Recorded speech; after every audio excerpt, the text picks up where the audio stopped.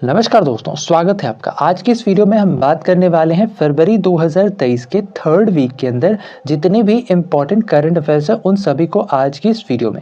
साथ ही ध्यान रखना कि इस सभी करंट अफेयर्स की आपको पीडीएफ हमारे टेलीग्राम ग्रुप पर मिल जाएगी, जिसका लिंक वीडियो के डिस्क्रिप्शन में और साथ ही साथ कमेंट सेक्शन में पिन किया हुआ मिल जाएगा। तो बिना ज़्यादा समय लिए चलिए वीडियो को शुरू करते हैं। सबसे पहले देखते हैं आज के हमारे पहले सवाल की तरफ। आज का हमारा पहला सवाल है, हाल ही में यूट्यूब के नए सीईओ के रूप में किसे नियुक्त किया गया है। तो इसका सही आंसर है option number D, that is Neal Mohan. Neal Mohan को यूट्यूब के नए सीईओ के तौर पर अपॉइंट किया गया। इन्होंने एक्चुअली में स्थान लिया है सुजैन का। सुजैन जो कि वर्ष 2014 से ही यूट्यूब की सीईओ थी और अभी हाल ही में इन्होंने अपने पद से इस्तीफा दिया, जिसके बाद भारतीय अमेरिकी नील मोहन को यूट्यूब के नए सीईओ के तौर पर अपॉइंट किया गया है। इसके साथ ही कुछ नाम यहाँ पर आपने ध्यान रखना है, ठीक है, जो कि एक्चुअली में भारतीय मूल के हैं और अलग अलग कंपनियों में सीईओ के पद पर कार्यरत हैं। इनमें सबसे पहला नाम आता है सत्या नडेला का। सत्या नडेला जो कि माइक्रोसॉफ्ट के सीईओ हैं। इसके अलावा शांतनु नारायण अडोबे के। इसके साथ ही ध्यान रखना सुंदर पिचाई अल्फाबेट जो कि एक्चुअली में गूगल की एक पेरेंट कंपनी है, इसके सीईओ है। इसके साथ ही साथ अरविंद कृष्णा ये आईबीएम के और संदीप कटारिया ये बाटा के प्रेजेंट टाइम पर सीईओ हैं। ठीक है, आगे चलते हैं। अगला सवाल, अभी हाल ही में किस राज्य सरकार के द्वारा one family one ID portal की शुरुआत की गई है। तो दरअसल अभी हाल ही में जो उत्तर प्रदेश सरकार है, उत्तर प्रदेश सरकार के द्वारा अभी हाल ही में one family one ID portal की शुरुआत की गई है। दरअसल इस पोर्टल की मदद से प्रत्येक परिवार से एक नौकरी प्रस्ताव को लागू करने पर विचार किया जा रहा है और बेसिकली इसकी मदद से हर एक परिवार से एक व्यक्ति को नौकरी देने की भी शुरुआत उत्तर प्रदेश सरकार के द्वारा की जाएगी। इसके अलावा बात करें अगले सवाल की, तो जो आज का हमारा अगला सवाल है यह है कि वर्ल्ड गवर्नमेंट समिट 2023 इसका आयोजन कहाँ किया जा रहा है। तो ध्यान रखना है कि जो वर्ल्ड गवर्नमेंट समिट 2023 है इसका आयोजन दुबई में किया जा रहा है। दरअसल यह एक एनुअल इवेंट है, ठीक है, और इसका आयोजन प्रतिवर्ष दुबई में किया जाता है। साथ ही साथ इसके अंतर्गत एक ग्लोबल तौर पर एक मंच प्रोवाइड किया जाता है जहाँ जो अलग अलग देश के जो प्रतिनिधि वो इसमें शामिल होते हैं और इस सम्मेलन में बेसिकली भविष्य के अंतर्गत, ठीक है, मानवता के सामने आने वाले मुद्दों पर चर्चाएं की जाती है। ध्यान रखना है वर्ष 2023 का जो सम्मेलन जिसका आयोजन दुबई में किया गया, इसके अंतर्गत जो थीम रखा गया था ये था शेपिंग फ्यूचर गवर्नमेंट्स। आगे चलते हैं। अगला सवाल, यहाँ पर दो स्टेटमेंट दे रखा है, बताना है कौन सा स्टेटमेंट करेक्ट है। पहला स्टेटमेंट कह रहा है कि भाई हाल ही में राजेश बिंदल और अरविंद कुमार को सर्वोच्च न्यायालय के न्यायाधीश के रूप में नियुक्त किया गया है। और दूसरा स्टेटमेंट कह रहा है कि इनकी नियुक्ति के साथ ही जो शीर्ष अदालत है यानी कि जो सुप्रीम कोर्ट है, यहाँ पर कुल न्यायाधीशों की संख्या अधिकतम यानी कि जो अधिकतम संख्या है दैट इज 34, ठीक है, वहां तक पहुंच गई है। तो ध्यान रखना ये दोनों ही स्टेटमेंट एक्चुअली में करेक्ट है। तो इसका सही आंसर होगा that is option number C, both are correct. ध्यान रखना है कि जो सर्वोच्च न्यायालय है इसके अंतर्गत दरअसल अभी हाल ही में दो और नियुक्तियां की गई हैं। इनमें एक का नाम है राजेश बिंदल जो कि एक्चुअली में इलाहाबाद उच्च न्यायालय के मुख्य न्यायाधीश थे, ठीक है। इसके अलावा दूसरे का नाम है अरविंद कुमार जो कि गुजरात उच्च न्यायालय के मुख्य न्यायाधीश थे। अब इन दोनों ही को सुप्रीम कोर्ट के अंतर्गत अपॉइंट कर दिया गया है एज अ जज के तौर पर। क्लियर है, आगे चलते हैं। अगला सवाल, अभी हाल ही में नतालिया गाविरिता ने अपने पद से इस्तीफा दिया, ठीक है, बताना है वो कौन से देश की प्रधानमंत्री थी। तो जो नतालिया गैव्रिलिता हैं ये एक्चुअली में मालडोवा की प्रधानमंत्री थी और इन्होंने अभी हाल ही में अपने पद से इस्तीफा दिया है और इनके इस्तीफा को स्वीकार किया वहां के राष्ट्रपति माया सेंडू के द्वारा। साथ ही ध्यान रखना कि इनके इस्तीफे के बाद डॉरिन रेसियन को मालदोवा के नामित प्रधानमंत्री के तौर पर नियुक्त किया गया है।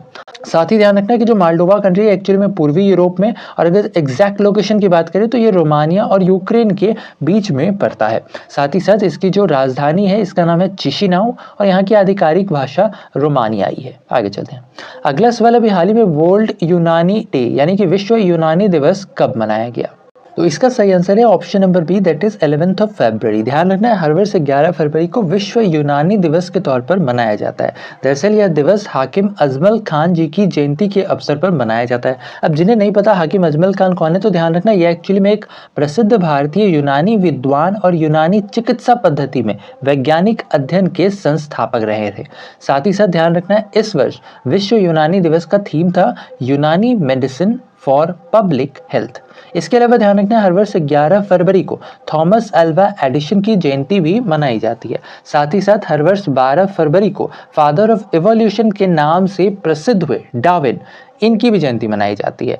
ठीक है, इसके अलावा ध्यान रखना है हर वर्ष 11 फरवरी को अंतर्राष्ट्रीय विज्ञान में महिलाओं और लड़कियों का अंतर्राष्ट्रीय दिवस मनाया जाता है। इसके अंतर्गत इस वर्ष का जो थीम रखा गया था ये था आइडियाज यानी कि इनोवेट, डेमोन्स्ट्रेट, एलिवेट, एडवांस और सस्टेन।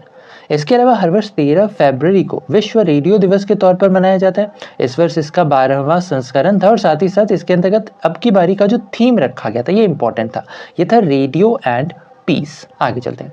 अगला सवाल अभी हाल ही में किस राज्य सरकार ने नकल विरोधी कानून को लागू किया है? तो दरअसल अभी हाल ही में जो उत्तराखंड की सरकार है इसके द्वारा नकल विरोधी कानून को लागू किया गया है। असल में अभी हाल ही में उत्तराखंड सरकार के द्वारा उत्तराखंड प्रतियोगी परीक्षा में भर्ती में अनुचित साधनों की रोकथाम व निवारण उपाय संबंधित अध्यादेश 2023 को मंजूरी दी है। इस कानून के लागू होने के साथ ही यहाँ जो भी नकल माफिया है अगर किसी भी प्रतियोगी परीक्षा में ये चीटिंग करते हुए पकड़े जाते हैं तो वैसे कंडीशन में इन पर 10 करोड़ रुपए तक का जुर्माना लगाया जाएगा। साथ ही साथ इन्हें आजीवन कारावास और या फिर 10 वर्ष तक की सजा का भी प्रावधान इस अध्यादेश के अंतर्गत किया गया है। इसके अलावा ध्यान रखना है कि जो उत्तराखंड है इसे एक्चुअली में राज्य का दर्जा 9 नवंबर 2000 को दिया गया था। पहले यह उत्तर प्रदेश का हिस्सा हुआ करता था। इसके अलावा ध्यान रखना है कि जो उत्तराखंड है यहाँ के वर्तमान जो राज्यपाल है इनका नाम है गुरमीत सिंह और यहाँ के वर्तमान मुख्यमंत्री पुष्कर सिंह धामी है। आगे चलते हैं। अगला सवाल अभी हाल ही में राष्ट्रीय महिला दिवस यानी नेशनल वुमेन्स डे कब मनाया गया? तो इसका सही आंसर है option number C, that is 13 फरवरी। हर वर्ष 13 फरवरी को राष्ट्रीय महिला दिवस के तौर पर मनाया जाता है। दरअसल यह दिवस सरोजिनी नायडू की जयंती के अवसर पर मनाया जाता है। सरोजिनी नायडू जो कि भारतीय स्वतंत्रता कार्यकर्ता और एक कवित्री भी रही है। सरोजिनी नायडू को भारत कोकिला के नाम से भी जाना जाता है। साथ ही साथ जो सरोजिनी नायडू है ये एक्चुअली में भारतीय राष्ट्रीय कांग्रेस की पहली महिला अध्यक्ष, इसके अलावा ये भारत की पहली महिला राज्यपाल भी रही थी। इसके अलावा सरोजिनी नायडू जी की वैसे तो इनकी कई सारी कविताएं इनके द्वारा लिखी गई है, बट जो दो बहुत ही फेमस पोयम है इनके द्वारा जो लिखी गई है इनमें एक है द गोल्डन थ्रेशोल्ड और जो दूसरा है वो है द बर्ड ऑफ टाइम। आगे चलते हैं। अगला सवाल अभी हाल ही में हिमाचल प्रदेश के नए राज्यपाल के रूप में किसे नियुक्त किया गया है? तो अभी हाल ही में हिमाचल प्रदेश के नए राज्यपाल के तौर पर अपॉइंट किए गए हैं शिव प्रताप शुक्ला। नाम इंपॉर्टेंट है, ध्यान रखना है।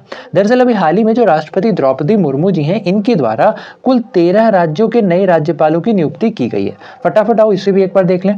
तो सबसे पहला जो इसके अंतर्गत नाम है यह है अरुणाचल प्रदेश। अरुणाचल प्रदेश के नए राज्यपाल के तौर पर अपॉइंट किए गए हैं लेफ्टिनेंट जनरल कैवल्य त्रिविक्रम परनायक। तो नाम केवल ध्यान रखना, परनायक जी को अरुणाचल प्रदेश के नए राज्यपाल के तौर पर अपॉइंट किया गया है। साथ ही साथ सिक्किम के नए राज्यपाल के तौर पर लक्ष्मण प्रसाद आचार्य, झारखंड के नए राज्यपाल के तौर पर सीपी राधाकृष्णन, बिहार के नए राज्यपाल के तौर पर राजेंद्र आर्लेकर विश्वनाथ, इसके अलावा असम के नए राज्यपाल के तौर पर गुलाब चंद्र कटारिया को अपॉइंट किया गया है। साथ ही ध्यान रखना आंध्र प्रदेश के नए राज्यपाल के तौर पर अब्दुल नजीर को अपॉइंट किया गया है, जबकि छत्तीसगढ़ के नए राज्यपाल के तौर पर विश्वभूषण हरिचंदन को अपॉइंट किया गया है। इसके अलावा मणिपुर के नए राज्यपाल के तौर पर अनुसुईया उइके जी को अपॉइंट किया गया है और नागालैंड के नए राज्यपाल के तौर पर लाग गणेशन को अपॉइंट किया गया है। साथ ही ध्यान रखना मेघालय के नए राज्यपाल के तौर पर फागू चौहान और महाराष्ट्र के नए राज्यपाल के तौर पर रमेश बैस को अपॉइंट किया गया है। इसके अलावा लद्दाख के नए उपराज्यपाल के तौर पर ब्रिगेडियर बीडी मिश्रा को अपॉइंट किया गया है। आगे चलते हैं। अगला सवाल अभी हाल ही में 12वें विश्व हिंदी सम्मेलन की शुरुआत कहाँ की गई? तो इसका सही आंसर है option number A, that is Fiji. दरअसल अभी हाल ही में 12वें विश्व हिंदी सम्मेलन की शुरुआत फिजी सरकार के सहयोग और साथ ही साथ भारत के विदेश मंत्रालय के द्वारा इसका आयोजन किया गया। इसका आयोजन 15 से 17 फरवरी तक फिजी के नदी जिले में आयोजित किया जाना है। साथ ही ध्यान रखना इसके अंतर्गत जो थीम रखा गया है यह है traditional knowledge to artificial intelligence. साथ ही साथ ध्यान रखना है कि जो फिजी है इसकी कैपिटल है सुवा और इसकी करेंसी है डॉलर। इसके अलावा 12वां संस्करण का आयोजन तो फिजी में किया जा रहा है। ध्यान रखना 11वें संस्करण का आयोजन मॉरिशस में किया गया था वर्ष 2022 में। आगे चलते हैं। अगला सवाल अभी हाल ही में प्रधानमंत्री नरेंद्र मोदी ने एरो इंडिया 2023 के 14वें संस्करण का उद्घाटन कहाँ किया है? तो इसका सही आंसर है option number B, that is Bengaluru.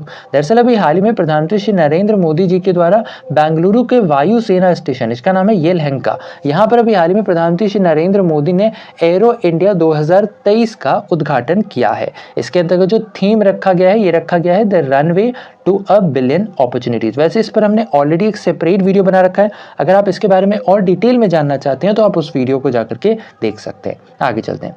अगला सवाल, अभी हाल में प्रधानमंत्री श्री नरेंद्र मोदी ने स्वामी दयानंद सरस्वती जी की कौन सी जयंती का उद्घाटन किया? तो दरअसल अभी हाल ही में स्वामी दयानंद सरस्वती जी की 200वीं जयंती मनाई गई है। इसके अलावा ध्यान रखना है कि जो स्वामी दयानंद सरस्वती हैं, ये एक्चुअली में एक समाज सुधारक थे और इनका जन्म 12 फरवरी सन 1824 को हुआ था। इनके द्वारा 1875 में आर्य समाज की स्थापना की गई थी और साथ ही जो स्वामी दयानंद सरस्वती है, इनके द्वारा वर्ष 1975 में एक किताब लिखी गई थी जिसका नाम था सत्यार्थ प्रकाश। कई बार ये एग्जाम में पूछा जा चुका है। ठीक है, जो सत्यार्थ प्रकाश नामक पुस्तक है, इसे लिखा गया था स्वामी दयानंद सरस्वती जी के द्वारा। आगे चलते हैं। अगला सवाल, अभी हाल ही में भारतीय चावल कांग्रेस यानी कि जो इंडियन राइस कांग्रेस है, इसका उद्घाटन किसके द्वारा किया गया? तो इसका सही answer option number B, that is Droupadi Murmu, यानी कि जो भारत की राष्ट्रपति हैं श्रीमती द्रौपदी मुर्मू जी, इनके द्वारा भारतीय चावल कांग्रेस का उद्घाटन किया गया। दरअसल में इसका उद्घाटन 11 फरवरी को ओडिशा के कटक में किया गया और इसके अंतर्गत जो विषय रखा गया यानी कि जो इस वर्ष का थीम है, यह है ट्रांसफॉर्मिंग द राइस रिसर्च। आगे चलते हैं। अगला सवाल है, 19 फरवरी को छत्रपति शिवाजी महाराज की जयंती मनाई गई और जो दूसरा स्टेटमेंट है वो ये कह रहा है कि इनका जन्म सन 1930 में रायगढ़ किले में हुआ था। बताना इन दो स्टेटमेंट से कौन सा स्टेटमेंट करेक्ट है। तो ध्यान रखना, इसमें पहला स्टेटमेंट तो बिल्कुल सही है, बट जो सेकंड स्टेटमेंट है ये गलत है। तो इसका सही आंसर होगा that is option A is correct. अब बात आती है कि दूसरा स्टेटमेंट गलत क्यों है। दरअसल जो शिवाजी महाराज है, इनका जन्म तो 1930 में हुआ था, बट ध्यान रखना इनका जन्म रायगढ़ किले में नहीं हुआ था, बल्कि इनका जन्म शिवनेरी के किले में हुआ था। साथ ही ध्यान रखना है कि जो शिवाजी महाराज है, इन्हें रायगढ़ किले में उसी समय इन्हें छत्रपति की उपाधि भी दी गई थी। साथ ही साथ ये जो शिवाजी दिवस है, ठीक है, जो कि मेनली 19 फरवरी को हर वर्ष मनाया जाता है, इस दिवस की शुरुआत सन 1870 में महात्मा फूले जी के द्वारा की गई थी। आगे चलते हैं। अगला सवाल, अभी हाल ही में ललिता लाजमी का निधन हुआ। बताना है ये कौन थी। तो जो ललिता लाजमी है, ये एक्चुअली में एक बहुत ही प्रसिद्ध पेंटर थी। तो नाम ध्यान रखना है ललिता लाजमी, इनका अभी हाल ही में निधन हुआ है और ये एक्चुअली में गुरुदत्त जी की, जो कि एक अभिनेता थे, उनकी बहन भी थी। आगे चलते हैं। अगला सवाल, अभी हाल ही में समाप्त हुए खेलो इंडिया यूथ गेम्स 2022 के अंतर्गत कौन सा राज्य शीर्ष स्थान पर रहा है? तो इसका सही आंसर है option number B, that is Maharashtra. ध्यान रखना है खेलो इंडिया यूथ गेम्स 2022, इसका आयोजन अभी हाल ही में मध्य प्रदेश में किया जा रहा था। इसका अब समापन हुआ और इसके अंतर्गत महाराष्ट्र शीर्ष स्थान पर रहा है। जो महाराष्ट्र है, इसने कुल 56 पदक सहित कुल 161 पदक जीतकर महाराष्ट्र तालिका में शीर्ष स्थान पर रहा। वहीं इस सूची में दूसरे स्थान पर हरियाणा, जिसने कुल 41 स्वर्ण पदक सहित कुल 124 पदक जीते हैं। वहीं तीसरे स्थान पर मेजबान राज्य मध्य प्रदेश रहा। मध्य प्रदेश ने कुल 39 स्वर्ण सहित 96 पदक अपने नाम किए हैं। साथ ही ध्यान रखना है कि यह जो यूथ इंडिया गेम्स है, खेलो इंडिया यूथ इंडिया गेम्स, इसकी एक्चुअली में जो शुरुआत है यह वर्ष 2018 में की गई थी। अगला सवाल है, भी हाल ही में भारत की पहली AC double decker electric bus की शुरुआत कहाँ हुई है? तो दरअसल अभी हाल में भारत की पहली AC double decker electric bus की शुरुआत मुंबई में की गई। ध्यान रखना है, अभी हाल ही में भारत की पहली वातानुकूलित डबल डेकर इलेक्ट्रिक बस को 13 फरवरी 2023 को मुंबई के बेस्ट परिवहन निकाय के बेरे में शामिल किया गया है। आगे चलते हैं। अगला सवाल, अभी हाल ही में आईसीसी के प्लेयर ऑफ द मंथ के रूप में किसे चुना गया है? और ध्यान रखना, यह जो प्लेयर ऑफ द मंथ है, ये एक्चुअली में जनवरी मंथ का है। ठीक है, जनवरी 2022 के लिए प्लेयर ऑफ द मंथ का जो खिताब है, यह दिया गया मेंस की कैटेगरी में दिया गया शुभनम गिल को। ठीक है, साथ ही साथ वुमेन्स की कैटेगरी में अगर हम बात करें तो यह खिताब दिया गया ग्रेस सिक्वेंस को, जो कि एक्चुअली में इंग्लैंड की अंडर 19 टीम की कप्तान है। इसके साथ ही ध्यान रखना कि जो आईसीसी है, इसकी स्थापना वर्ष 1909 में की गई थी। इसका मुख्यालय दुबई में स्थित है और साथ ही साथ इसका जो मोटो है, यह है क्रिकेट फॉर गुड। साथ ही साथ प्रेजेंट टाइम पर आईसीसी के अध्यक्ष ग्रेग बार्कले हैं। आगे चलते हैं। अगला सवाल, अभी हाल ही में बांग्लादेश के नए राष्ट्रपति के तौर पर किसे नियुक्त किया गया है? तो अभी हाल ही में बांग्लादेश के नए राष्ट्रपति के तौर पर मोहम्मद शहाबुद्दीन को अपॉइंट किया गया है। इन्होंने एक्चुअली में स्थान लिया है अब्दुल हामिद का। अब्दुल हामिद जो कि एक्चुअली में लगातार पिछले 2 टेन्योर से बांग्लादेश के राष्ट्रपति रहे थे। साथ ही ध्यान रखना है कि जो अब्दुल हामिद है, ये एक्चुअली में बांग्लादेश के सबसे लॉन्गेस्ट सर्विंग प्रेसिडेंट भी बन गए हैं। आगे चलते हैं। अगला सवाल, अभी हाल ही में अंतर्राष्ट्रीय बाल कैंसर दिवस कब मनाया गया? तो ध्यान रखना है, अभी हाल ही में अंतर्राष्ट्रीय बाल कैंसर दिवस ये 15 फरवरी को मनाया गया है। दरअसल जो अंतर्राष्ट्रीय बाल कैंसर दिवस है यानी कि इंटरनेशनल चाइल्ड कैंसर डे, यह इसके एक्चुअली में अगले 3 वर्ष के लिए यानी वर्ष 2021, 22 और 23 ये 3 वर्षों के लिए एक ही थीम रखा गया है और ये थीम है बेटर सर्वाइकल। नाम ध्यान रखना है, बेटर सर्वाइकल थीम रखा गया है इंटरनेशनल चाइल्ड कैंसर डे के रिगार्डिंग। वर्ष 2021 का भी यही था, 22 का भी यही था और अब 23 का भी यही है। ठीक है, अच्छा साथ ही ध्यान रखना कि जो चाइल्डहुड कैंसर इंटरनेशनल है इसकी स्थापना वर्ष 1994 में की गई थी। साथ ही साथ इस दिवस की शुरुआत वर्ष 2002 में की गई थी। आगे चलते हैं, अगला सवाल अभी हाल ही में किस राज्य सरकार ने PMSHRI यानी PM श्री योजना लागू की है? तो दरअसल अभी हाल ही में महाराष्ट्र सरकार के द्वारा PM श्री योजना लागू की गई। इसमें PM श्री जो है यानी प्रधानमंत्री स्कूल फॉर राइजिंग इंडिया, ठीक है, इस पहल की शुरुआत अभी हाल में महाराष्ट्र सरकार के द्वारा इसे एक्चुअली में लागू किया गया है। ठीक है, और इसका जो पहला चरण होगा इसके तहत तकरीबन 856 स्कूलों को अपग्रेड किया जाएगा और इस अपग्रेडेशन में तकरीबन 5 वर्षों का समय लगेगा और जो कुल खर्चा है तकरीबन 1,88,00,000 रुपए तक के आने की संभावना बताई गई है। साथ ही साथ इसमें 5 ईयर्स के दौरान जो सेंटर है और जो स्टेट है इसके बीच जो रुपयों का जो डिस्ट्रीब्यूशन है ये एक्चुअली में 60-40 के रेशियो में किया जाएगा। आगे चलते हैं, अगला सवाल अभी हाल ही में मार्बर्ग डिजीज, यह काफी सुर्खियों में था, बताना है कि यह किसकी वजह से होता है। तो ध्यान रखना है जो मार्बर्ग डिजीज है ये एक्चुअली में वायरस की वजह से होता है। इसके अंतर्गत ध्यान रखना है कि जो विश्व स्वास्थ्य संगठन है यानी कि जो वर्ल्ड हेल्थ ऑर्गेनाइजेशन है इसके द्वारा भी हाल में फरवरी 2023 के अंतर्गत इक्वेटोरियल गिनी में पहले मार्बर्ग वायरस रोग की पुष्टि की गई है। ध्यान रखना है कि यह जो मार्बर्ग वायरस रोग है इसके अंतर्गत जो मृत्यु दर की जो संभावना है यह तकरीबन 90% तक की होती है। ठीक है, यानी कि ऑलमोस्ट समझ सकते हो कि ज्यादा से ज्यादा लोगों की इस रोग से ग्रसित होने के बाद मृत्यु निश्चित होती है। इसके साथ ही ध्यान रखना है कि जो इक्वेटोरियल गिनी है यहाँ इस वायरस की पुष्टि तकरीबन 16 लोगों में देखने को मिली है। अगला सवाल है भी हाल ही में किस राज्य या फिर केंद्र शासित प्रदेश में सिंकुला टनल के निर्माण को कैबिनेट ने मंजूरी दी है? तो इसका सही आंसर है option number C, that is Ladakh. दरअसल अभी हाल ही में लद्दाख और हिमाचल प्रदेश के बीच सभी मौसमों में संपर्क बनाने के लिए सिंकुला टनल के निर्माण को कैबिनेट ने मंजूरी दी है और यह जो सिंकुला टनल है इसकी कुल लंबाई 4.1 किलोमीटर होगी और इसे वर्ष 2025 तक पूरा करने का लक्ष्य रखा गया है। साथ ही साथ इसे बनाने में जो कुल खर्च है यह तकरीबन 1681 करोड़ रुपए तक के आने का अनुमान लगाया गया है। इसके अलावा बात करें सप्ताह के कुछ बहुत ही इंपॉर्टेंट वन लाइनर्स की, तो इसके अंतर्गत ध्यान रखना अभी हाल ही में जो अनिकेत सुनील तलाटी हैं इन्हें दरअसल अभी हाल ही में institute of chartered accountants of India के नए अध्यक्ष के तौर पर अपॉइंट किया गया है। ठीक है, यानी कि ICAI के नए अध्यक्ष के तौर पर अपॉइंट किए गए हैं अनिकेत सुनील तलाटी। इसके अलावा ध्यान रखना अभी हाल ही में न्यूजीलैंड में एक चक्रवात आया था, इसका नाम था गैब्रियल। ठीक है, और इसकी वजह से न्यूजीलैंड में राष्ट्रीय आपातकाल की भी घोषणा की गई थी। इसके अलावा ध्यान रखना भी हाल ही में न्यायमूर्ति सोनिया गोकानी इन्हें अभी हाल ही में गुजरात उच्च न्यायालय के नए मुख्य न्यायाधीश के तौर पर अपॉइंट किया गया है। साथ ही अभी हाल ही में जिन एरिक इन्होंने भारत में आयोजित होने वाली पहली फॉर्मूला ई रेस का खिताब जीत लिया है। इसके अलावा अभी हाल ही में 13 फरवरी को विश्व अंतरराष्ट्रीय मिर्गी दिवस के तौर पर मनाया गया है, ये ध्यान रखना इंपॉर्टेंट है। साथ ही साथ 14 फरवरी को 2019 के पुलवामा हमले के 4 वर्ष पूरे हुए हैं।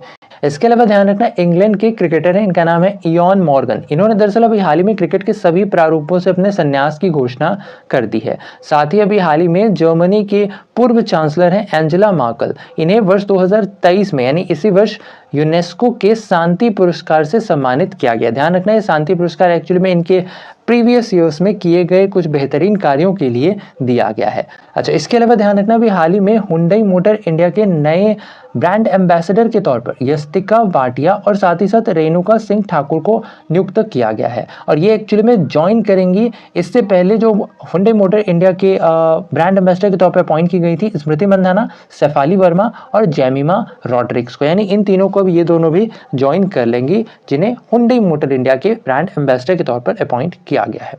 तो ये था हमारा आज का वीडियो। आशा और उम्मीद की वीडियो आपको इन्फॉर्मेटिव लगा होगा। अगर वीडियो आपको पसंद आया है तो वीडियो को लाइक शेयर, चैनल पर अगर नए हैं तो चैनल को सब्सक्राइब करना बिल्कुल ना भूलें ऐसे इन्फॉर्मेटिव वीडियोस के लिए। तो बस आज के लिए इतना ही, अपना ख्याल रखें, स्वस्थ रहें, सुरक्षित रहें। आपसे फिर अगली वीडियो मुलाकात होगी, तब तक के लिए धन्यवाद, गुड बाय, टेक केयर, जय हिंद।